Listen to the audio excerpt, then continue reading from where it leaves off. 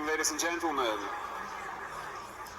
I am honoured and thrilled to introduce you tonight to the renowned physician, Dr. Gabor Mate, one of the world's leading experts in trauma, child development, addiction, and the relationship between stress and disease. Please give him a huge welcome.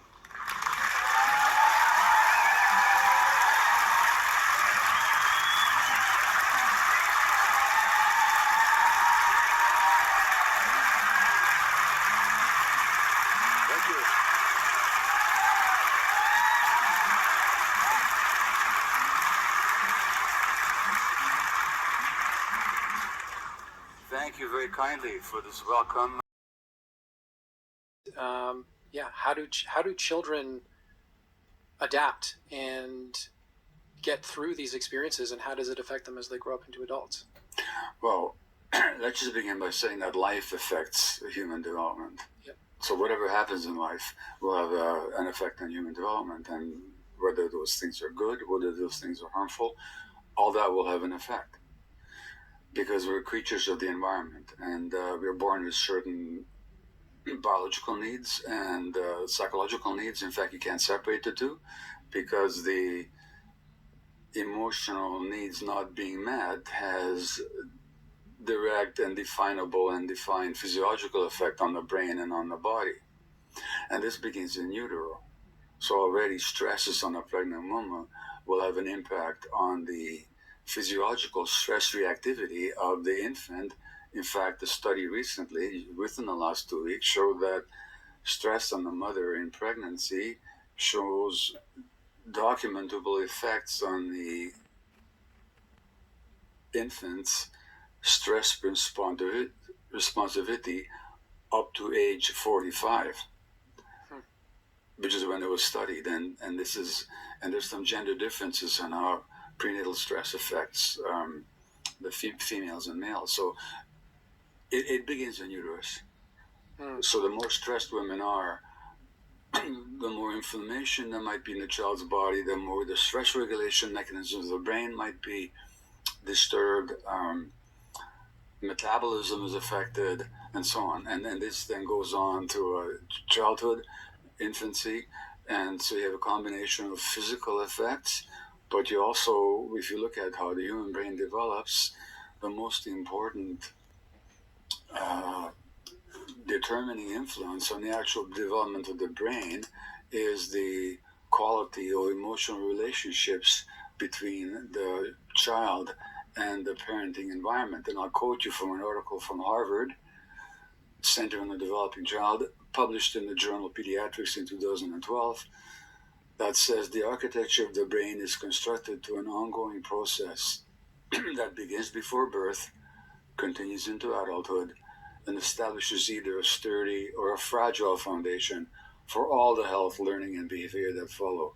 Not some of the health, learning, and behavior, all the health, learning, and behavior that follow. And, second sentence, the interactions of genes and experiences literally shapes the circuitry of the developing brain and is critically influenced by the mutual responsiveness of adult-child relationships, particularly in the early childhood years.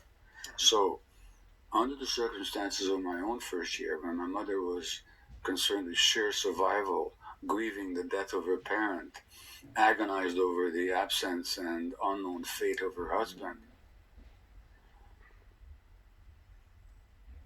that she could not provide me with those playful, relaxed, stress-free interactions that I required for my healthy development. Because there's one truth that for me is absolute, and that is that the lives of all 7.9 billion inhabitants of this lovely planet could and should be improving, not the other way around. And yet, that's clearly not what we feel inside us and see around us. Depression, anxiety, addiction, trauma, suicide, abuse, autoimmune diseases, violence, despair, famine, greed, inequality, intolerance, authoritarianism, all on the rise.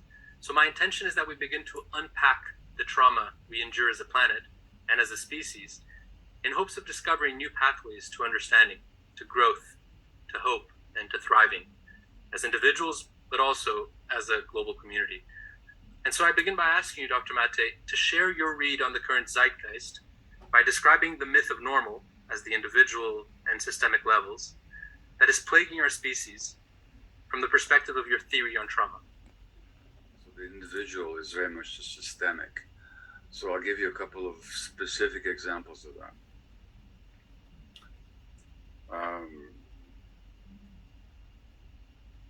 A study showed a few years ago that the more episodes of racism that an American black woman has to endure, the greater her risk for asthma.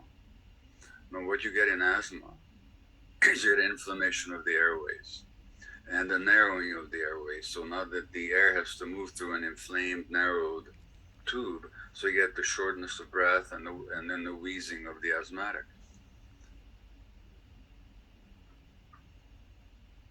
We've known for a long time that asthma is very much related to stress. In fact, how we treat asthma is with stress hormones. So when people's airways are narrowed or inflamed, we give them stress hormones, adrenaline, to open up the airway, and cortisol, another stress hormone, to suppress the inflammation. So what's actually happened to the individual with asthma is their own stress regulation system has got exhausted. They've been so stressed that their own stress regulation doesn't work anymore. Now we have to give them extra doses of stress hormones to keep their airways open. Now here's the question. If, as is the case, a black American woman's risk for asthma increases with the degree of racism that she's had to experience, then is the inflammation of her airways an individual pathology? Or does it reflect a social malaise called racism?